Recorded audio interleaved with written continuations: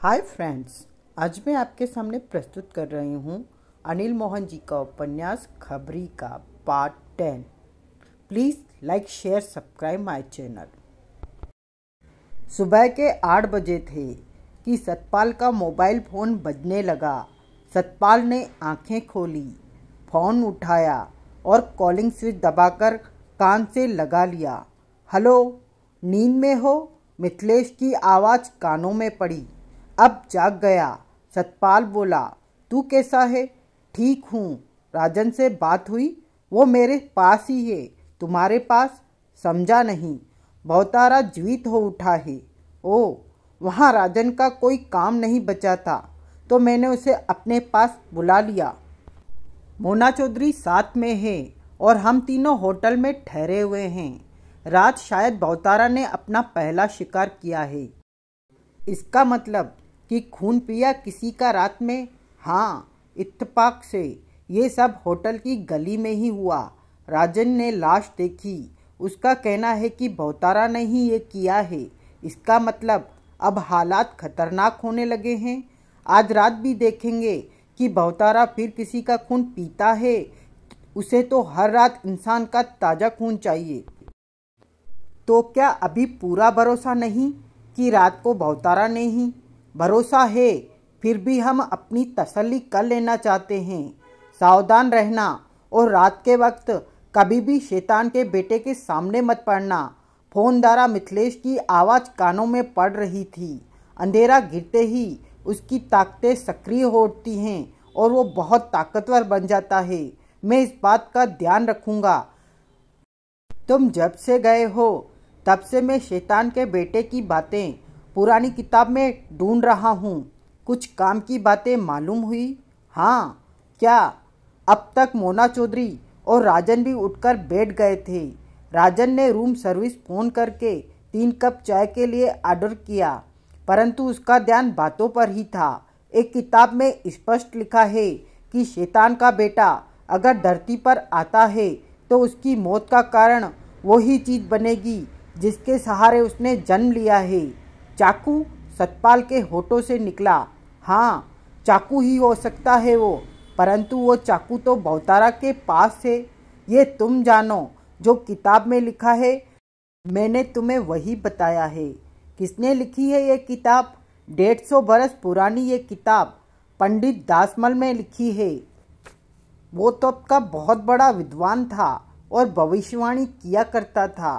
इन बातों में उसने बहुत नाम कमाया। जानता हूँ, करीब 200 बरस पहले तांत्रिक रूप सागर ने भी अपनी किताब में शैतान के बेटे के बारे में भविष्यवाणी की है। वो क्या कहता है? तांत्रिक रूप सागर की लिखी किताब में शैतान के बेटे से वास्ता रखता सिर्फ एक पेरा है।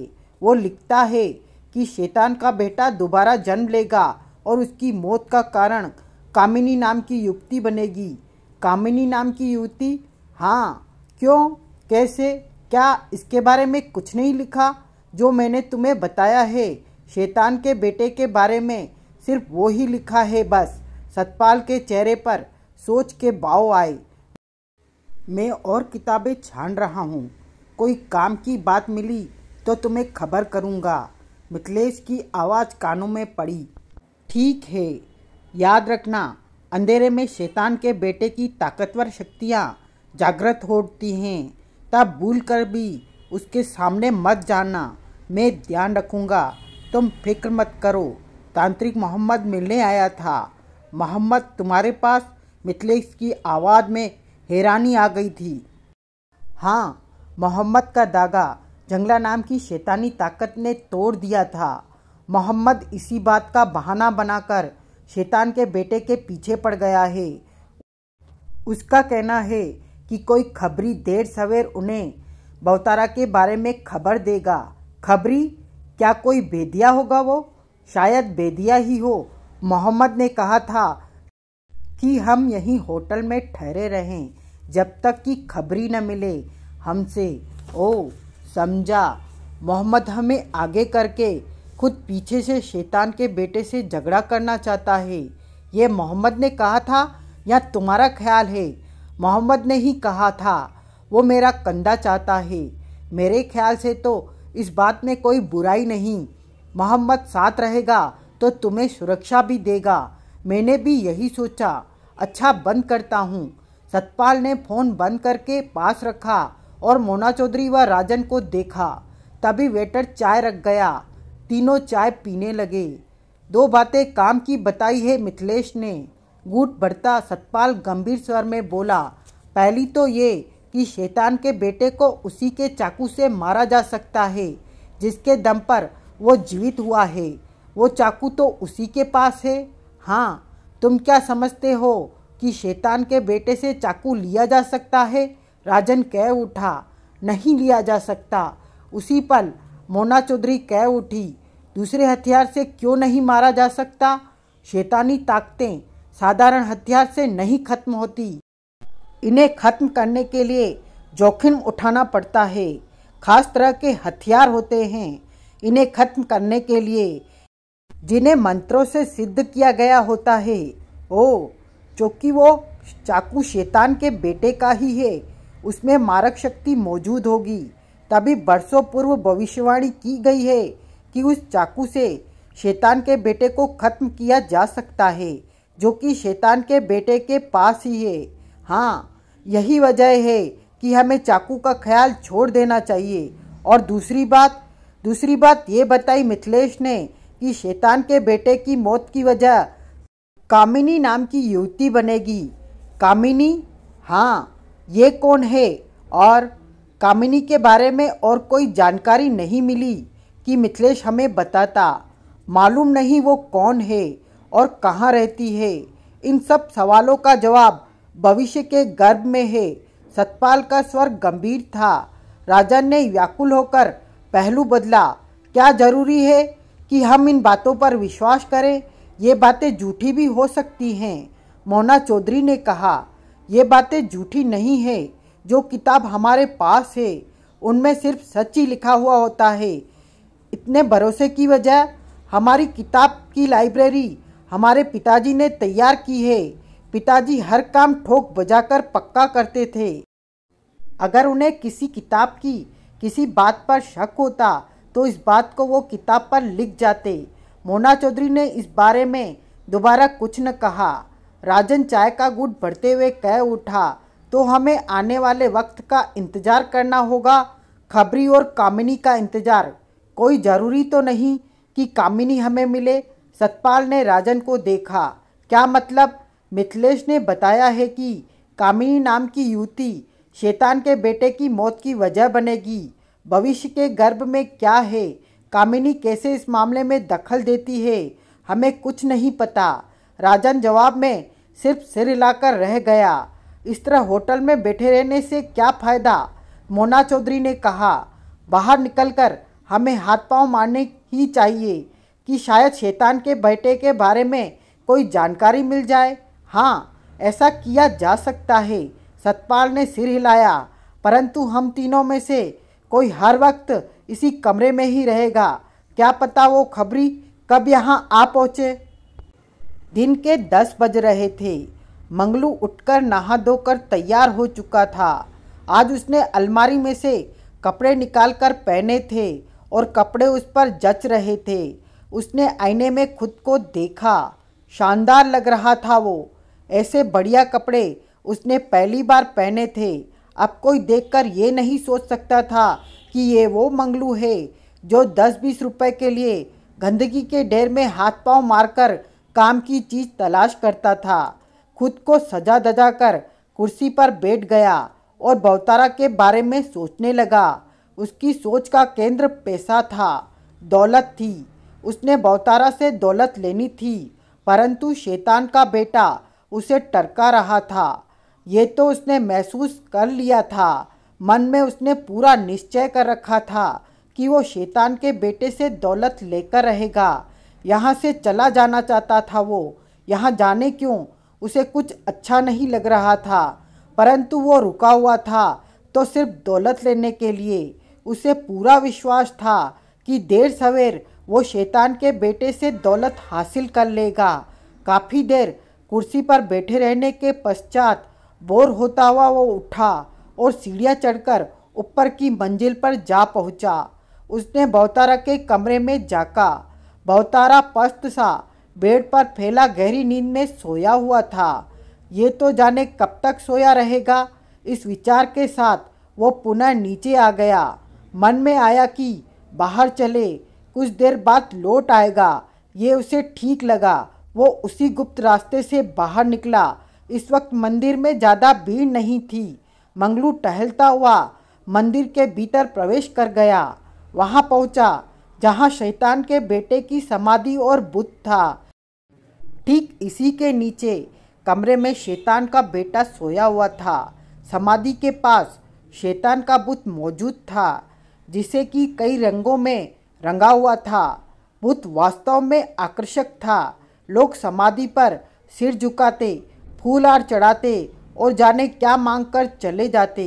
मंगलू को ये सब आडंबर लगा। वो मंदिर से बाहर निकला और मेन गेट की तरफ बढ़ गया। ये सोचकर उसे बहुत अच्छा लग रहा था कि कोई उसे देख नहीं पा रहा है। वो गेट से बाहर निकल आया और जानता था कि अब उसे लोग देख पा रहे हैं। टहलता हुआ वो आगे बढ़ा और सड़क के किनारे बनी उसी पुलिया पर जा बैठा जहां वो रात बैठा शैतान के बेटे का लौटने का इंतजार कर रहा था। सड़क पर से लोग आ जा रहे थे। अभी उसे बैठे कुछ वक्त ही हुआ था कि सामने से उसे एक युवती आती दिखी, जिसने कि दोनों बाहों में प्रेस किए ढेर सारे कपड़े उठा रखे थे, जो कि उसके चेहरे के आगे आ रहे थे और रास्ता देखने के लिए वो सिर को दाएं बाएं घुमा रही थी। उसने गुलाबी रंग की कमीज सलवार और ऊंची एड़ी वाले सैंडल पहन रखे थे। बालों की चुटिया उसने पीछे की बांध रखी थी। जो ही मंगलू के सामने से निकली तो मंगलू ने टोका, गिर जाओगी। वो ठिठकी, कपड़ों के पीछे से सिर निकालकर मंगलू को देखा। वो खूबसूरत थी, बहुत अच्छी लग रही थी। गोरा रंग, छहरारा शरीर, नाक में नथनी चमक रही थी। कानों में लंबे लंबे झुमके लटक रहे थे। कलाइयों में कांच की चूड़ियाँ थी। उम्र 18 या 19 की रही होगी। तभी वो पुलिया के पास आई और बोली, लो हाथ लगाओ। मंगलू ने हाथ लगाया और दोनों बाहों में उठा रखे ढेर सारे कपड़ों को पुलिया पर रखा और खुद भी बाहें हिलाती पुलिया पर बैठती कह उठी, बापू ठीक ही कह रहा था कि इतने कपड़े एक साथ नहीं ले जा सकोगी, आधे ले जा। लेकिन मैं ही थी जो जिद पर अड़ी रही कि ले जाऊंगी। साथ ही उसने गहरी सांस ली। बापू, मंगलू ने उसे देखा। उधर पास ही रहता है, धोबी है ना, कपड़े प्रेस करता है। और तुम क्या करती हो? मैं तो पढ़ती हूँ। अब छुट्टियाँ हो गई तो बापू के काम में हाथ बटाना पड़ता है। बुढ़ा है ना, माँ नहीं है क्यों नहीं? उसकी भी उम्र कहाँ रही भागदौड़ की। शरीर में दर्द होता रहता है। ओ, लेकिन खाना वगैरह बना लेती है, यही बहुत है। वो मुस्कुराकर बोली। मंगलू उसे देखने लगा। ऐसे क्या देखता है? तुझे देखता हूँ, तू बहुत अच्छी है। सच? मेरे ये झुमके कैसे हैं? आज ही पहने हैं। बहुत अच्छे हैं, लेकिन तू ज़्यादा अच्छी है। तत्, कसम से तेरे को पहले किसी ने नहीं कहा क्या? कहा है। किसने? मेरी सहेली ने। स्कूल में वो मेरे साथ पढ़ती है। वो कहती है कि मैं सुंदर लगती हूँ। मंगलू मुस्कुराता हुआ उसे देखता रहा। ऐसे मत देख। क्यों? पता नहीं, यहाँ दिल में कुछ कुछ होता है। ऐसा पहले भी कभी हुआ है? नहीं तो पहले नहीं हुआ, आज पहली बार हो रहा है, उसने बोलेपन से कहा। इसका मतलब मैं तेरे को अच्छा लगा हूँ? तू मेरे को क्यों अच्छा लगेगा? मैं तो तेरे को जानती तक नहीं। नहीं जानती तो जान लेगी। कैसे जानूंगी? ऐसे ही बातें कर कर के। मेरा नाम मंगलू है। मंगलू हूँ, लेकिन मैंने तो तेरे को पहली बार देखा है। तू यहाँ पर क्या कर रहा है? मैं यहाँ बैठा हूँ। इधर वो मंदिर में काम करता हूँ। मंदिर में? तेरे को पहले कभी नहीं देखा। नया काम है। ओ, समझी। उसने सिर हिलाया। मंगलू पुनः उसे निहारने लगा। तू फिर वैसे ही देखता है। तू मुझे अच्छी जो लगती है, मंगलू ने मुस्कुराकर कहा। तत्, अच्छा ये बता, तू यहीं बैठा है अभी? हाँ। क्यों? मैं मंदिर में प्रेस किए कपड़े देकर आती हूँ, बाकी कपड़ों का तू ध्यान रखना। अभी आई। ठीक है। उसने आधे कपड़े उठाए, फिर मंगलू को देखकर मुस्कुराकर बोली, मैं अभी आई। नाम क्या है तेरा? कामिनी, उसने खिलखिलाते हुए कहा और कपड़े लिए मंदिर के गेट की तरफ बढ़ गई। मंगलू उसे जाते देखता रहा। वो सच में मंगलू को अच्छी लगी थी।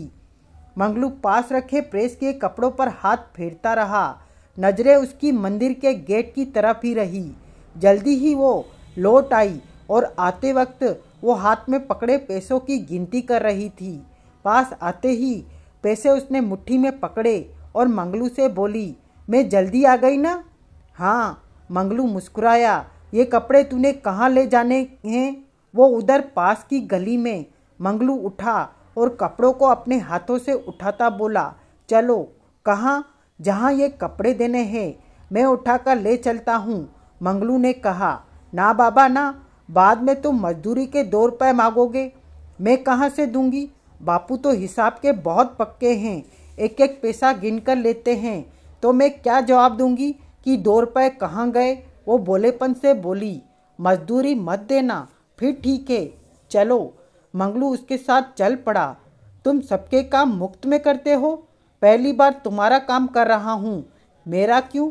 क्योंकि तुम मुझे अच्छी लगी हो। दत्त, जो भी तेरे को अच्छा लगेगा तू उसका काम करेगा। मंगलू चलते चलते पुनः उसे देखने लगा। फिर ऐसे देखते हो मुझे? मजदूरी ले रहा हूँ मुझे देखकर? हाँ ठीक है, देखते रहो, लेकिन अभी मत देखना। तुमने कपड़े उठा रखे हैं, ठोकर लगी तो गिर जाओगे और सारे कपड़े भी खराब हो जाएंगे। तुम बाद में मुझे देख लेना। बाद में कब? जब कपड़े दे देंगे तब हम पुलिया पर बैठ जाएंगे, तब 2 मिनट मुझे देख लेना, सिर्फ 2 मिनट। हाँ, मुझे घर भी जाना है, वरना बापू डांट लगाएंगे कि मैं इतनी देर से क्यों आई। ठीक है। दोनों एक गली में पहुँचे। वहाँ कामिनी ने एक घर में कपड़े देकर पैसे लिए और वे वापस चल दिए। तो तुम मंदिर में काम करते हो? हाँ। रहते कहाँ हो? मंदिर में। अच्छा, किसके लिए क्या काम करते हो? है कोई? तुम रोज मंदिर में कपड़े लेने आती हो? मंगलू ने पूछा। छुट्टियाँ है? अब तो रोज ही आना पड़ेगा। मंदिर वालों के इतने कपड़े होते हैं, कई बार तो दिन में 2 बार आना पड़ता है। थकान हो जाती होगी। थकान तो नहीं होती, सामने का ही तो रास्ता है, कामिनी ने हाथ उठाकर कहा। जब कपड़े नहीं देने होते तब क्या करती हो? पढ़ लेती हूँ। जब पढ़ने का मन नहीं होता है तो चौधरी के बगीचे में चली जाती हूँ। चौधरी का बगीचा? हाँ, वहाँ आम लगे होते हैं, कच्चे आम तोड़ लाती हूँ। कभी चौधरी देखता है तो पीछे भागता है, लेकिन आज तक वो मुझे पकड़ नहीं सका। मैं बहुत तेज दौड़ती हूँ, कामिनी हंसते हुए कह उठी। पुलिया आ गई थी। कामिनी पुलिया पर बैठते हुए बोली, लो मैं बैठ गई, अब तुम भी बैठो और 2 मिनट मुझे देख लो। मंगलू मुस्कुराया। जल्दी करो, मुझे घर भी जाना है, बापू देख रहा होगा कि मैं कहाँ मर गई। मंगलू बैठा और कामिनी को देखने लगा। कामिनी के चेहरे पर मुस्कान थी, वो भी मंगलू को देख रही थी। मैं तुम्हें कैसा लगता हूँ? मंगलू ने पूछा। ठीक है, तुम्हारा चेहरा बुरा नहीं है, तुम्हें कैसा लगता है? ठीक ही हो। ये सब सवाल मत पूछो, तेरे से मैंने ब्याह तो करना नहीं। ब्याह नहीं करना? नहीं, क्यों? ब्याह के लिए तो बापू ही लड़का दिखेगा। क्या मैं बापू से जाकर कहूँ कि मैंने लड़का पसंद कर लिया है, मेरा ब्याह कर दे? ऐसा कहते हुए मेरी जुबान न कट जाएगी? कामिनी ने तेज स्वर में कहा। तुम मुझे पसंद कर लो, मैं तुम्हारे बापू से बात कर लूँगा। दत्त, ऐसे थोड़ी ना होता है, बस तुम्हारी मजदूरी चुकता हो गई, अब मैं चलती हूँ। अभी तो 1 मिनट ही हुआ है, तुम तो 2 मिनट के लिए। अब इतनी भी बेवकूफ़ नहीं हूँ जो मिनट 2 मिनट का हिसाब न लगा सकूँ। मैंने तो तुम्हें अभी ठीक से देखा भी नहीं। मेरा बापू मुझे ढूंढता हुआ आ गया तो तुम्हें उल्टा लटका देगा, साथ में मुझे भी। वो कहता है ज़्यादा देर में बाहर न रहा करूं, अब मैं बड़ी हो गई हूं। कामिनी ने गर्दन को झटका देकर कहा। तुम बड़ी कहाँ, अभी तो 10 साल की हो, पूरे 18 की हूँ। मैं आने वाली सर्दियों में 19 की हो जाऊंगी। हाँ, मंगलू मुस्कुराया। तुमने मेरी उम्र पूछी नहीं। बता, तेरी उम्र कितनी है? 21 बरस का। और मैं? आगे की बात मंगलू पूरी न कर सका। मंगलू फौरन चौंक कर उठा। पीछे भवतारा खड़ा था। भवतारा चमक भरी निगाहों से कामिनी को देख रहा था। यहाँ क्या कर रहा है मंगलू? भवतारा की निगाह कामिनी के जिस्म पर फिर रही थी। कामिनी असुविधा सी महसूस करने लगी। तुम नींद में थे कि मैं बाहर घूमने? मंगलू ने कहना चाहा। ये कौन है? भवतारा की निगाह कामिनी से न हटी थी। कामिनी नाम है इसका। उस तरफ कहीं धोबी है, उसकी बेटी है। मंदिर में कपड़े देने आई थी। काफ़ी खूबसूरत है, हसीन है। इस पर से तो मेरी नजरें ही नहीं हट रही। भवतारा कह उठा। मंगलू का दिल किया कि कामिनी से कहे कि वो चली जाए। तभी कामिनी कह उठी, मैं जाती हूँ मंगलू। कहने के साथ ही मुड़ी और तेज तेज कदमों से आगे बढ़ गई। भवतारा की निगाह जाती कामिनी पर ही रही। ये देखकर मंगलू के मन ही मन में गुस्सा आ गया। क्या बातें हो रही थी? भवतारा ने मंगलू को देखा। यूं ही बातें क्या होनी है? मंगलू ने लापरवाही से कहा। दूर जाती कामिनी ने एक बार पलटकर उन्हें देखा, परंतु रुकी नहीं। मुझे ये अच्छी लगी, भवतारा बोला। मंगलू मन ही मन उखड़ा। मंगलू ने देखा, भवतारा नहा धोकर नए कपड़े डाले हुए था। कहीं जाना है क्या? मंगलू ने जानबूझकर बातों का सिलसिला बढ़ाया। भीतर बैठकर भी क्या करेंगे? कहीं घूमने चलते हैं। भवतारा कह उठा। तुमने नाश्ता लंच वगैरह भी करना होगा। मंगलू ने कहा। नहीं, मैं सिर्फ रात को ही खाता हूँ। भवतारा ने शांत स्वर में कहा। तुम्हें दिन में भूख नहीं लगती? मेरी दी शक्तियों से तुम्हें भूख नहीं लगती तो अपनी ताकत का इस्तेमाल मैं स्वयं पर क्यों नहीं करूँगा? समझा। दोनों सड़क पर आगे बढ़ने लगे। तुम्हारे पास कार नहीं है? पैदल ही चलोगे? मुझे पैदल घूमना अच्छा लगता है। मंगलू ने फिर कुछ न कहा। कामिनी नाम बताया था तुमने उसका? हाँ। मंगलू मन ही मन उबला कि ये कामिनी की बातें क्यों कर रहा है। बाप धोबी है, लोगों के कपड़े प्रेस करता है। मंगलू ने उखड़े स्वर में कहा। भवतारा चलते चलते मंगलू को देखकर बोला, नाराज क्यों होते हो? मैं ठीक हूँ। क्या कामिनी से तुम्हारा कोई रिश्ता है? नहीं। फिर तो तुम्हें मेरी बात पर जरा भी नाराजगी नहीं दिखानी चाहिए। मैं कौन होता हूँ तुम्हें नाराजगी दिखाने वाला? तुम मेरे दोस्त हो मंगलू। मंगलू खामोश रहा। कामिनी कल फिर आएगी तुमसे मिलने? मुझसे मिलने क्यों आएगी? चाहकर भी मंगलू अपनी नाराजगी पर काबू न रख पा रहा था। यूं ही मैंने सोचा कि उसने कहा था कि वो कल फिर आएगी, या तुमने उसे आने को कहा हो। मुझे उसने ऐसा कुछ नज़र नहीं आया जो अच्छा लगे। मंगलू ने जानबूझकर कहा। तुम मेरी नज़रों से देखोगे तो तुम्हें वो दुनिया की एकमात्र हसीन युवती लगेगी। भवतारा कह उठा। मंगलू जैसे भीतर ही भीतर सुलग उठा। ये बेकार की बातें छोड़ो, इन बातों में मेरी दिलचस्पी नहीं है। मंगलू बोला। ठीक है, ये बात नहीं करते। तुम्हारी क्या किसी खास बात में दिलचस्पी है? हाँ, पैसे में, दौलत में। तुम मेरा पैसा दो जो तुमने देने का वादा किया था। फिर वो ही बात? भवतारा मुस्कुरा पड़ा। तुम्हें पैसे के अलावा और कुछ नहीं सूझता? उसकी बात पर मंगलू कुड़कर बोला। मैं तुमसे भीख नहीं मांग रहा हूँ। तुम्हारा काम किया है, उसके बदले पैसा मांग रहा हूँ। तुमने वादा किया था कि। मैंने कब कहा? वादा नहीं किया तो मेरा पैसा दो, दूंगा। परंतु अभी तुम्हें कुछ इंतजार करना होगा। क्यों? मेरा पैसा आने वाला है कहीं से। आने वाला है कहीं से? क्या मतलब? मैंने अपना पैसा कहीं रखा हुआ है। वो आते ही तुम्हें दौलत से भर दूंगा। कब? 1 2 या 4 दिन की बात है। तुम्हें पैसा जरूर दूंगा। मंगलू खामोश रहा। चलते हुए भवतारा ने उसके कंधे पर हाथ रखकर मुस्कुराते हुए कहा। तुम मेरे दोस्त हो ना? मुझे पैसे दो, फिर मुझे दोस्त कहना। पैसा तुम्हें अवश्य दूंगा।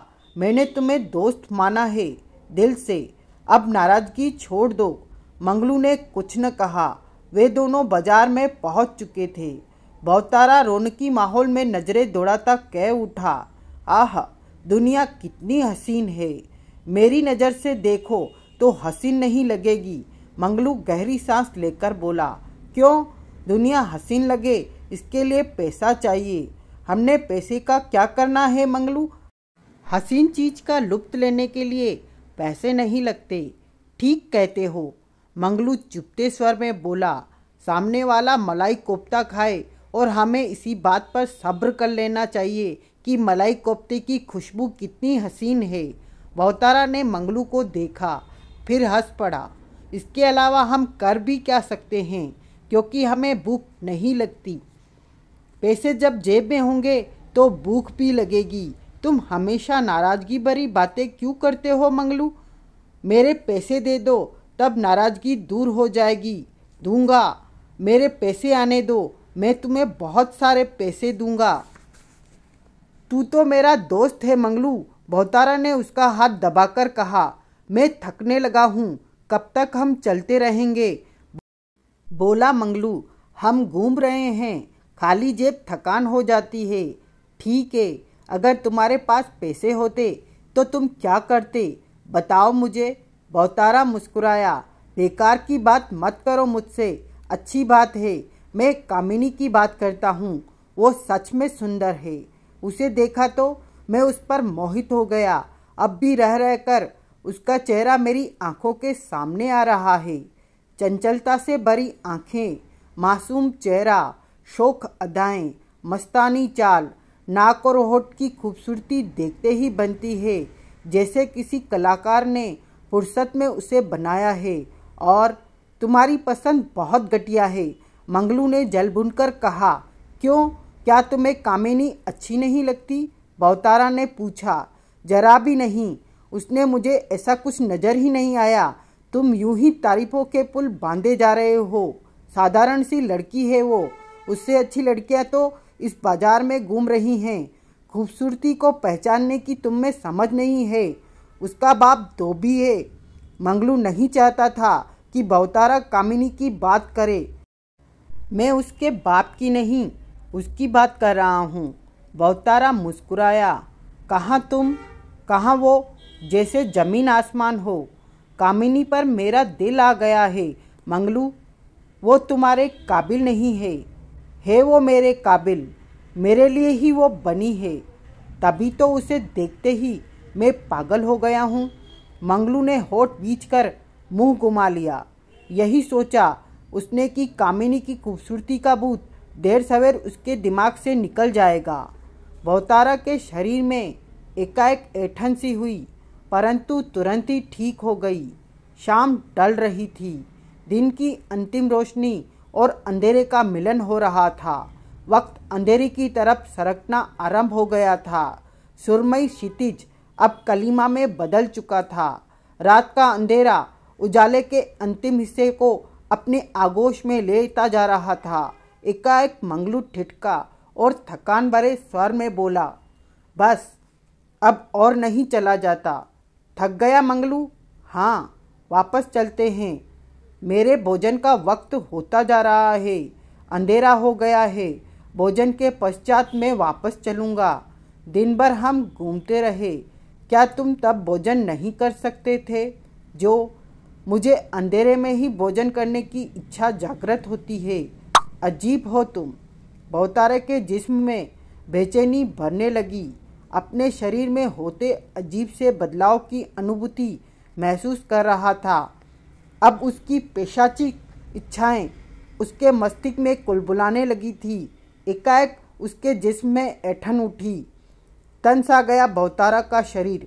अगले ही पल उसके चेहरे का रूप बिगड़ने सा लगा। मुट्ठियां बीत सी गई। आंखें जैसे किसी दरिंदे की लगने लगी।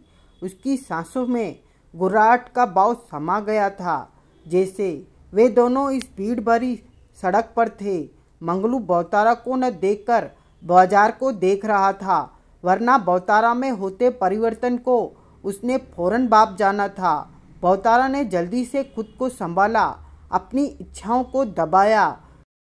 कुरूप होता उसका रूप पुनः सामान्य हो गया। तनाव कुछ कम हुआ। वो गहरी गहरी सांसें लेने लगा। मंगलू ने उसे देखा और कह उठा, क्या हुआ तुम्हें? तुम लंबी लंबी सांसें क्यों ले रहे हो? शायद थक गया हूँ। बहुतारा का चेहरा गंभीर था। सारा दिन घूमते रहे हैं, थकान तो होगी ही। मेरी मानो, वापस चलते हैं, भोजन पैक करा लो। मैं कुछ आराम करना चाहता। वो सामने रेस्टोरेंट है, वहाँ चलकर बैठते हैं, आराम भी हो जाएगा और कुछ खा भी। वहाँ नहीं, उधर चलते हैं, अंधेरे में, बहुतारा ने शांत स्वर में कहा। अंधेरे में मुझे आराम मिलेगा? अंधेरे में आराम? कितनी अजीब बात कर रहे हो। चलो। दोनों अंधेरे की तरफ बढ़ गए। कुछ देर बाद अंधेरे में ठिठके और बहुतारा चैन भरे स्वर में कह उठा, यहाँ ठीक है। मंगलू बहुतारा पर नजर डालकर कह उठा, तुम्हारी हरकतें मेरी समझ से बाहर है। आराम करना था तो कहीं बैठकर करते, इस तरह अंधेरे में खड़े होकर। मेरा यही आराम है मंगलू। बहुतारा का स्वर गंभीर था। मुझे अंधेरे में रहकर आराम मिलता है। तो दिन में क्यों घूमते रहे? दिन में मैं ठीक रहता हूँ, तो रात में क्या हो जाता है? बहुतारा चुप रहा।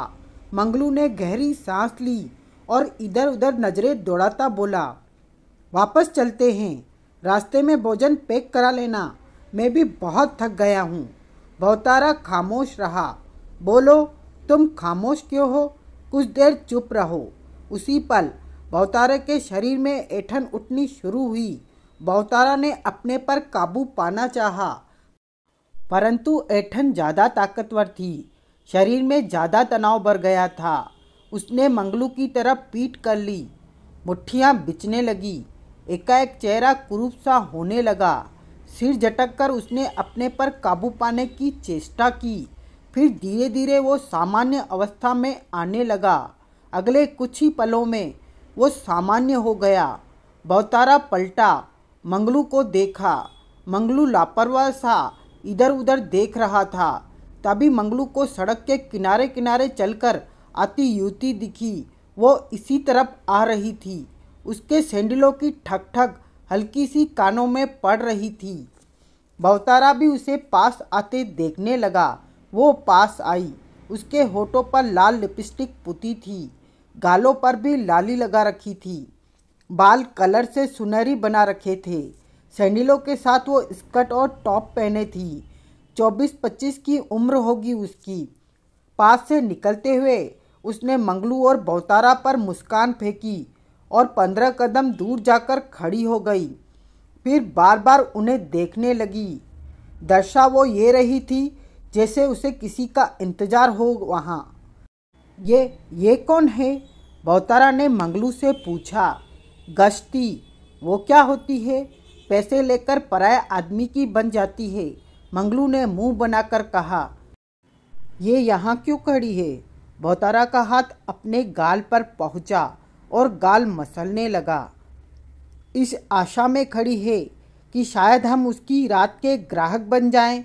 ये हमें नोटों वाला समझ रही है। बहुतारा ने आसपास नजरें दौड़ाई। कुछ दूर उसे गली दिखाई दी। मंगलू, बहुतारा बोला, वो गली देख रहे हो ना? उधर 300 कदम दूर। हाँ, मैं वहाँ जा रहा हूँ। उसे तुम गली में भेजो। इसे कहना बहुत सारे पैसे मिलेंगे। कामिनी का भूत सिर से उतर गया। मंगलू ने व्यंग्य से कहा। मैं जा रहा हूँ, तुम इसे गली में भेजो, लेकिन तुम्हारे पास पैसे तो है नहीं देने को। तुम्हें जो कहा है वो ही करो। एकाएक बहुतारा का स्वर कठोर हो गया और वो पलटकर चल पड़ा। मंगलू वहीं खड़ा बहुतारा को गली की तरफ जाते देखता रहा। वो अभी तक उसे ठीक से समझ नहीं पाया था। कभी कभी बहुतारा की हरकतें उसे बड़ी अजीब सी लगती। मंगलू ने गर्दन घुमाकर युवती को देखा। लगा जैसे युवती उसे अपनी ओर देखते पाकर मुस्कुराई हो। मंगलू उसकी तरफ बढ़ गया और युवती के पास पहुंचकर ठिठका। हेलो, युवती कह उठी। अपने यार को क्यों भेज दिया? मैं दोनों को निपटा देती। वो तुमसे मिलना चाहता है, मंगलू ने मुंह बनाकर कहा। मुझसे? लेकिन वो तो चला गया। युवती ने बहुतारा को दूर गली में प्रवेश करते देखा। वो मुझे कह गया है कि मैं तुम्हें गली में बेच दूं। ओ, तो ये बात है। मेरी फीस पता है? वो बोली। वो अमीर आदमी है, मेरा दोस्त नहीं है वो। मैं उसके लिए काम करता हूँ। अमीर है वो? हाँ। 5,000 देगा? बात कर लेना पहले। मेरे ख्याल से तो 10 भी दे सकता है। मंगलू ने गहरी सांस ली। मेरे को तो बहुत पैसे देता है। कभी तो मुझे ही कहना पड़ता है कि बस और मत दो। ऐसा है तो फिर तो मैं उससे यारी गांठ लूँगी और तुम्हें मुफ्त में मज़े दिया करूँगी। जाओ, वो तुम्हारा इंतज़ार कर रहा है। जाती हूँ। मैं कैसी लग रही हूँ? अंधेरे में ठीक से नज़र नहीं आ रही। कुछ तो दिख ही रही होंगी। जितनी दिख रही हो उतनी अच्छी लग रही हो। कपड़ों के बिना तो मैं और भी अच्छी लगती हूँ। दिखाऊंगी तुम्हें, वो उत्साह भरे स्वर में बोली। पहले उसे तो दिखाओ, अभी आती हूँ। उसने मंगलू का गाल थपथपाया और गली की तरफ बढ़ गई। मंगलू वहीं खड़ा उसे जाते देखता रहा। फिर गहरी सांस लेकर मुंह फेर लिया। वो जानता था कि बहुतारा से लड़की को फूटी कोड़ी नहीं मिलने वाली। उसके पास पैसा है ही नहीं। तभी स्कूटी पर सवार एक लड़की मंगलू के पास आकर रुकी। ए हीरो, चलना है क्या? पैसे नहीं है, मंगलू ने मुस्कुराकर कहा। बाढ़ में जा, लड़की ने कहा और स्कूटी आगे दौड़ा ले गई। लड़की गली के किनारे पल भर के लिए ठिठकी और नजरें दौड़ाई गली में। एक दो लोग आ जा रहे थे, परंतु वो न दिखा जिसके लिए आई थी। वो यहीं कहीं होगा, ये सोचकर वो गली में प्रवेश कर गई। उसके सैंडलों की ठक ठक सुनसान गली में गूंजने लगी। जो एक दो लोग आ जा रहे थे वो गली में से बाहर निकल गए थे। वो ठक ठक करती आगे बढ़ती जा रही थी। आधी गली तय करने पर वो रुकी। वो उसे कहीं भी न दिखा। हेलो, नजरें दौड़ाती वो शांत स्वर में कह उठी। कहाँ हो तुम? मैं आ गई। जवाब में खामोशी छाई रही। कोई जवाब नहीं। हेलो, उसने पुकारा। इस बार भी कोई जवाब नहीं। डरपोक कहीं का, मुझे बुलाकर खुद भाग गया। खामखा धंधे का टाइम खराब किया। वो बड़बड़ा उठी। उसके साथ ही युवती पलटकर वापस बढ़ी। ठक ठक होना शुरू हो गई। ठीक उसी पल पास ही अंधेरे में दुबका साया उस पर झपट पड़ा। ओ, युवती के होठों से निकला। शरारती कहीं के, तुम यहाँ छिपे हो और मैं तुम्हें ढूंढ। वो युवती को पीछे अंधेरे में पुनः दीवार के पास दुबक गया। सब्र करो, मैं भागी नहीं जा रही हूँ। पूरी रात अपनी है। तुम तो। तभी युवती को लगा जैसे वो जमीन पर बैठ गया हो और अपनी दोनों टांगों में फंसाकर उसे बीत लिया। बहुत जल्दबाज हो, जरा भी सब्र नहीं। अब कपड़े फाड़ोगे क्या? रुको जरा। उसी पल युवती को बालों से पकड़कर उसका सिर एक तरफ को झुकाया और होठ से निकले दोनों लंबे दांत गले पर उभरी खून की नली में घुसेड़ दिए। एक पल के लिए, सिर्फ एक पल के लिए युवती को अंधेरे में उसके चेहरे की झलक मिली थी। उस झलक ने उसके भीतर इतनी दहशत भर दी कि वो चीख भी न सकी। ये उसकी जिंदगी की आखिरी झलक थी। उसके बाद क्या हुआ उसे कुछ याद न रहा। वो खून पी रहा था और वो बेहोश होती चली गई थी। मंगलू को वहाँ खड़े खड़े काफ़ी देर हो चुकी थी। बहुतारा लौटा न था। कुछ और इंतजार किया उसने बहुतारा का। उसके बाद वो गली की तरफ चल पड़ा। अब तक तो हर हाल में आ जाना चाहिए था बहुतारा को। आखिर इतनी देर कैसे लग गई? मंगलू गली में पहुंचा। गली में एक जगह 5-6 लोग खड़े थे। रोशनी न के बराबर थी। मंगलू को लगा कि लोगों ने बहुतारा को लड़की के साथ गड़बड़ करते पकड़ लिया है और अच्छी ठुकाई की होगी। तभी ये लोग खड़े हैं। मंगलू उनके पास पहुंचा। क्या हुआ भाई साहब? मंगलू ने शराफत भरे स्वर में पूछा। लड़की की लाश पड़ी है उधर। किधर? मंगलू के होठों से निकला। वो देखो, अंधेरे में उसके 2 पैर रोशनी में नजर आ रहे हैं। मंगलू की निगाह अब तक रोशनी में नजर आते पैरों पर टिक चुकी थी। पैरों में इस वक्त कुछ पहना हुआ नहीं था। तभी वहां से निकलते 2 आदमी वहां रुके। लाश की बात सुनते ही एक ने जेब से माचिस निकाली और तीली जलाई ताकि मरने वाली का युवती का चेहरा देख सके। तीली की रोशनी चमकी तो मंगलू ने पल भर के लिए मृत युवती का चेहरा देखा। ये वो ही युवती थी जिसे उसने गली में भेजा था, लेकिन ये मरी कैसे? कई सवाल मंगलू के मस्तिष्क में उठने लगे।